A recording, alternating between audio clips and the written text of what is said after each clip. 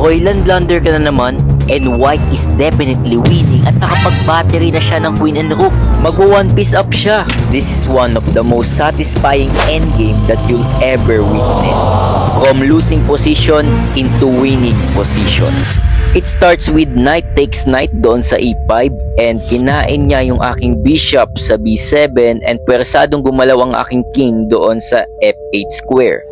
Dito is kinain niya na ang aking knight sa e5 square and bumawi lang ako ng pawn dito eh.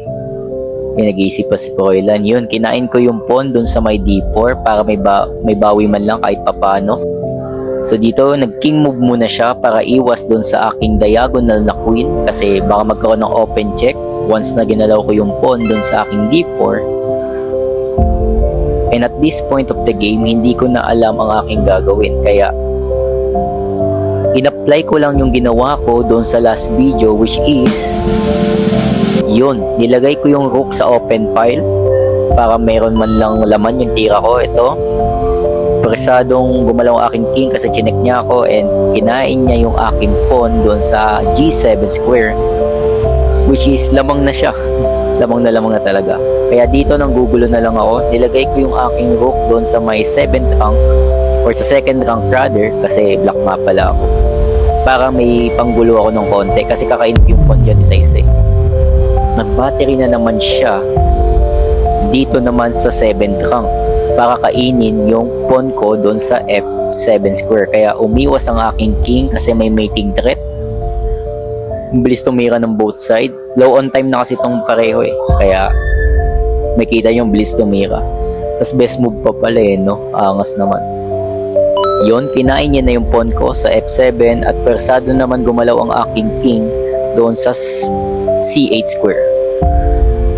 Wala na akong magagawa dyan. Only move eh. Iniisip ni Kenneth kung ano yung pangkakain niya doon sa pawn ko sa b7 kasi tatlo yung attackers niya eh. Malamang at sa malamang kakainin niya yan. Kinain niya na using the Reyna and syempre babawiin ko yan. Bamatiin pa ako sa ilalim kaya yun, binawi niya ng kanyang bishop at dito talagang losing na ako. Kanina pa ako losing pero mas losing na ako lalo kasi tignan niyo naman. May 4 siyang pawn, tama ba 4? Ay 5 pala. 1, 2, 3, 4, 5. While me is may 3 pawn with only 2 major piece. Pero siya is meron pang 1 minor piece which is yung bishop niya doon sa b7. Pumunta yung rook niya doon sa may e7 square at attacking my pawn and tinikman ko na yung pawn doon sa may e2 para may bawi man lang kapag kinain niya yung pawn ko doon sa e6. Yun, gumalaw yung bishop niya. I don't know bakit di niya kinain yung pawn doon.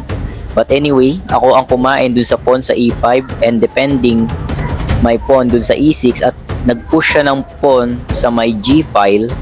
G-file ba tawag yan? Tama, sa g-file para mag-promote ng queen. At dito, nag-iisip ako ng mating threat kasi tignan mo yung king niya nasa gilid oh. So yun, nakita ko yung mating threat, ladder mate using the rooks. Tignan natin kung makikita ni Kenneth yung idea ko. Kasi the other idea behind this is kainin yung pawn dun sa may g6 square. At tignan natin kung yun, kinain niya yung pawn dun sa may e6 and not knowing na merong mate sa ilalim which is rook to h8.